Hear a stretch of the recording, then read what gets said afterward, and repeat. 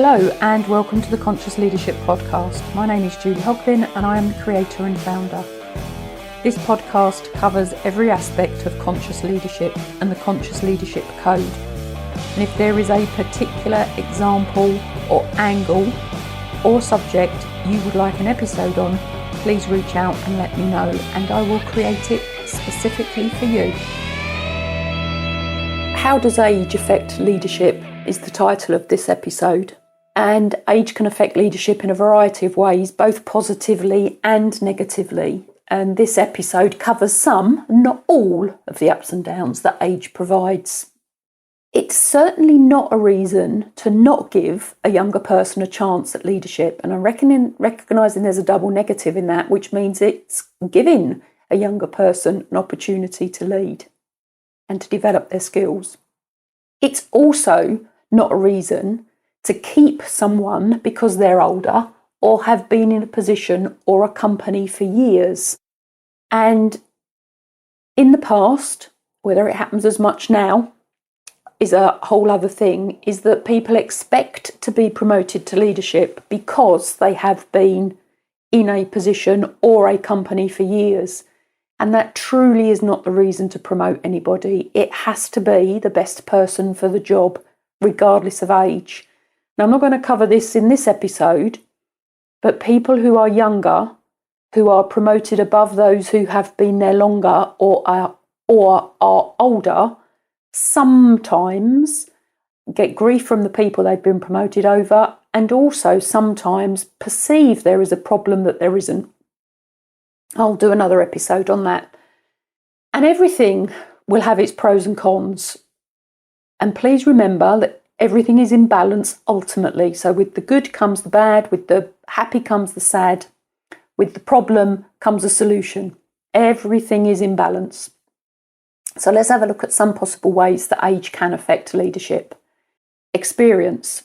As people age, they typically gain more experience in their field of work and in life in general, which can make them better leaders. And that's a can and a maybe, because it doesn't always apply. So the pros and cons to all of this. An older leader may have a wealth of knowledge and experience that they can draw upon to make better decisions and solve problems more effectively. Maturity. With age comes greater maturity and perspective. Smiling as I say that, it's not always the case, which can be valuable assets for a leader. And an older leader may be better able to keep their emotions in check and make level-headed decisions in times of stress or crisis. Stability. Older leaders will have a more stable life and experience, and of course they may not, which can be important for leading a team or organisation through difficult times. Energy and flexibility. On the other hand, age can also bring physical and memory declines. Doesn't have to, but it can, which may affect a leader's ability to keep up with the demands of the job, as well as the technical changes, new ideas, and specifically currently AI. Length of service. It provides the history of an organisation that is not always written down and can provide immeasurable knowledge of what happened when and how, which can prove vital.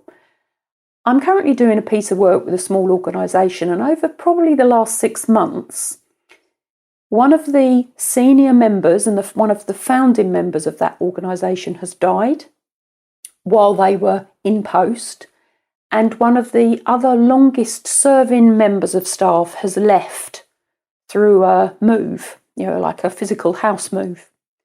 That organisation has been left in turmoil because the roles that those two people took and exercised through their positions within the organisation basically weren't known as such nor covered. It is worth noting that age is not the only factor that determines a person's effectiveness as a leader. That is for sure. And that older leaders can continue to be effective if they stay active and engaged. They continue to learn new things and are open to new ideas and perspectives and are willing to change. So what are the pros and cons of experience? A comment I was party to many years ago was, Have you 20 years experience or 1 year's experience repeated 20 times? And that is a valuable lesson to take on board for anyone that thinks years make them better at something than others. They can do for sure, and not necessarily. So I'm going to repeat that again. Have you 20 years experience or 1 year's experience repeated 20 times? Experience can be a valuable asset for a person in any field, including leadership. And some potential pros of experience include knowledge. With experience comes knowledge of the industry, the job, and the organisation. And this can be useful for making informed decisions and solving problems effectively. Wisdom. I'm going to do more on wisdom in another episode. Experience can help a person develop wisdom or the ability to make good judgments and decisions based on a deep understanding of a situation. Confidence. When a person has experience, they may feel more confident in their abilities to be less likely to doubt themselves or second guess their decisions. Mentorship. An experienced person may be able to mentor and guide others in their field, passing on their knowledge and wisdom to the next generation. Now, of course, experience doesn't make you a good mentor. There are a lot more skills to being a good mentor and a good coach than purely experience. Again, I'll do another episode on that. However, experience can also have downsides, such as rigidity. What a beautiful word that is. With experience comes the risk of becoming entrenched in your own ways and being resistant to change. This can make it difficult for an experienced leader to adapt to new technologies, new ideas, or changing market conditions. Overconfidence. With experience, some people may become overconfident in their abilities, which can lead to poor decision making, especially if they're closed to thinking and taking on board the new. Bias. Experienced people may develop a bias towards certain methods or ways of doing things. They may not be open to new ideas or perspectives. And you might hear the phrase, "That's not how we do it round here." Now, I'm also writing a book which will be called Success Thinking, and bias plays a big part, or non-bias plays a big part in success thinking. So again, I'll be doing more on that as I go through. Inflexibility. The experience may make them less agile. It may make them more cautious. Maybe they've seen it before, and they may be less willing to take risks, as in the phrase you may hear, "We tried that before and it didn't work." So clearly it's important to balance experience with other factors such as creativity, flexibility, and openness to new ideas and perspectives.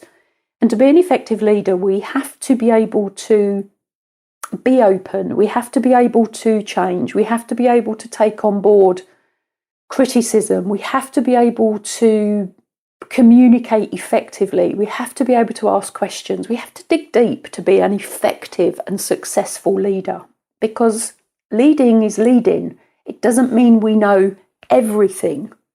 There's an old concept of leadership, which is servant leader. I used to train it into organisations, and very interesting conversations came around it. But basically, it is you as a leader, you serve your followers. That's your main role. You serve, you seek to serve, which is something I've taken on board, which is why I do the podcast, which is why I do the newsletter on LinkedIn, which is why I post on social media. I seek to serve. Leadership is an honoured position. It's an honoured skill set. And we are all leaders within our own right, not only for business, but we lead ourselves in our life. And conscious leadership, as much as I talk about it within business, actually applies to us in everything we do. If we don't lead ourselves, someone else will. But I'll leave you with that thought. Thank you for listening to this episode of the Conscious Leadership Podcast. And if you have found it useful, please leave a review. And if you have found it useful, please share it with others that will find it useful as well. If you want to know more about my publishing, please follow me through to the Amazon author page. And if you would like to follow me on any of my other social media channels, please do, which also includes a YouTube channel.